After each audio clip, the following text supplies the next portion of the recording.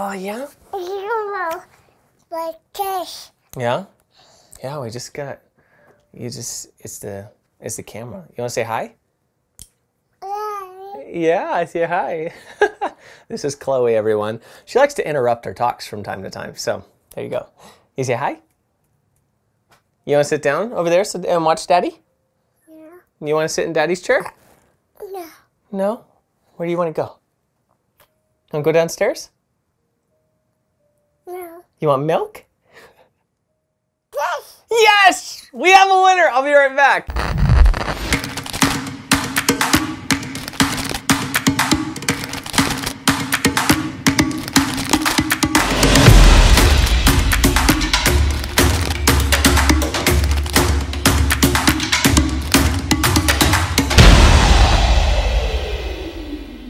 What's up, everybody? This is Josh from Practical Theism. You know, a lot of churches really dog the Catholic and Orthodox churches because of that taboo word of tradition.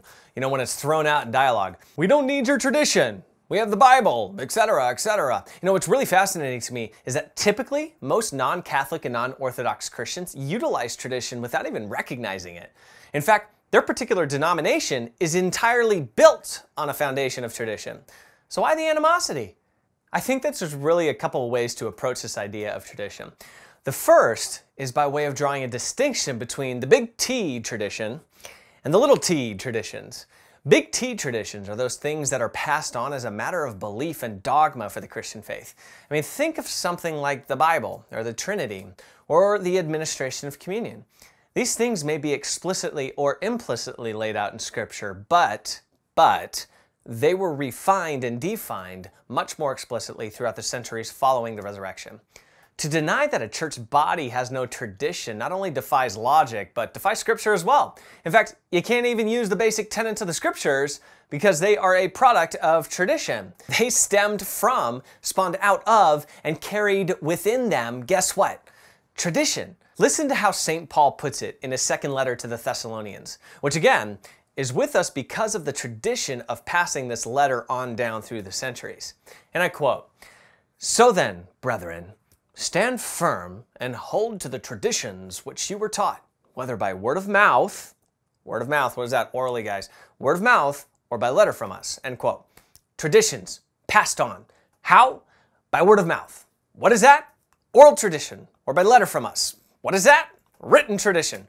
The disciples didn't discriminate against the passing on of their oral traditions, so why do we?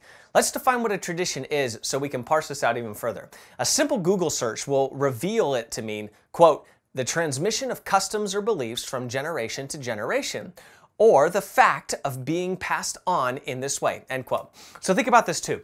Anything your church does has some sort of tradition involved in it. And if it is something brand spanking new that they intend to renew each year, well, guess what? They just started a new tradition. Community groups, church hierarchy, worship songs, the arrangement of your church service, service on Sundays, celebration of Easter each year, celebration of Christmas on December 25th, even down to the rule of interpretation that your pastor uses to exposit Scripture has tradition baked up in it. That literal, historical, grammatical method of interpretation that you learned or your pastor is using to interpret Scripture, guess what? That was passed on to them by someone else. The question you have to probe with, in my estimation, would be this. Is that interpretation consistent with the long interpretive tradition of the faith so that you are consistent with the teachings of the apostles and what they passed on? So let's just scrap this talk about we don't need tradition, we just need the Bible. Yes, you do. You do need the Bible. But you need and operate with tradition, even when you don't think you are. Because guess what?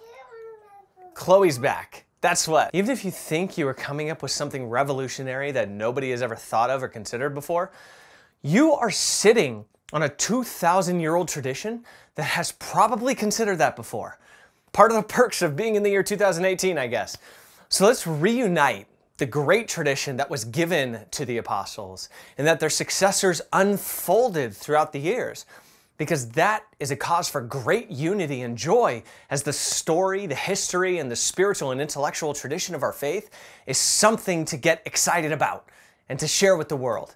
And if you haven't already, hit that like button, pound that subscribe button so you can get more of this awesome content, and we'll catch you next time.